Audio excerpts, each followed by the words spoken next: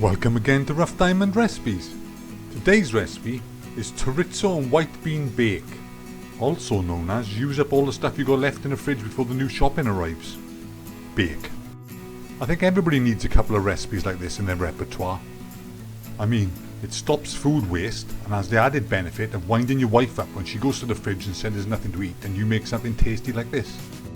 But remember the golden rule, don't prove your partner wrong too many times or you'll never see the inside of the pub again.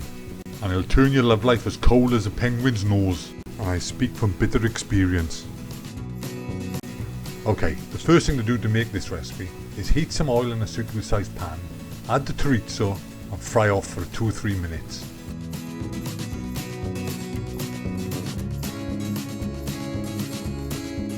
When the chorizo starts releasing that beautiful oil, it's time to add in the garlic and fry off for a further minute or two. Then it's time to mix through the carrots, leek, mushrooms and swede. We're leaving the broccoli and cabbage because they don't take so long to cook. We'll be putting them in later.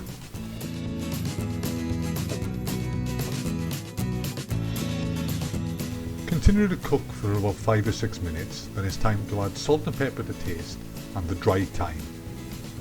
Follow this by the flour and mix in thoroughly.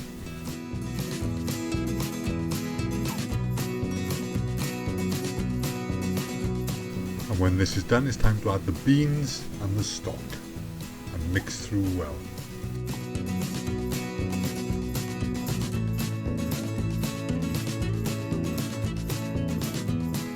Next we add enough water just to cover the mixture, then it's on with the lid and cook covered for 5 to 6 minutes.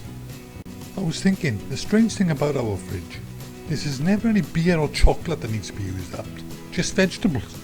And when the 5 minutes are up, remove the lid, add the cabbage and broccoli and mix in well. Just a thought, if you can add the broccoli and cabbage without removing the lid, you're a better man than me. Cook for a further 2 minutes, then it's time to spoon the mixture into a suitable sized casserole dish. Then we move on to the topping for this recipe. Simply take the boiled potatoes, add salt and pepper to taste and crush lightly. We're using them with skins on because we like them that way, and we're not mashing them into a pulp, just crushing them, because that's the way we like it. And when this is done, it's off to a preheated 180 degree C oven for 45 minutes. Then when the filling is piping hot and the top crispy and brown, you're done. We do hope you like this recipe, and subscribe, share and like, and hopefully we'll see you soon in the next one. Bye for now. Did anybody clock the reflection of my wife's Jim Jams in the oven door?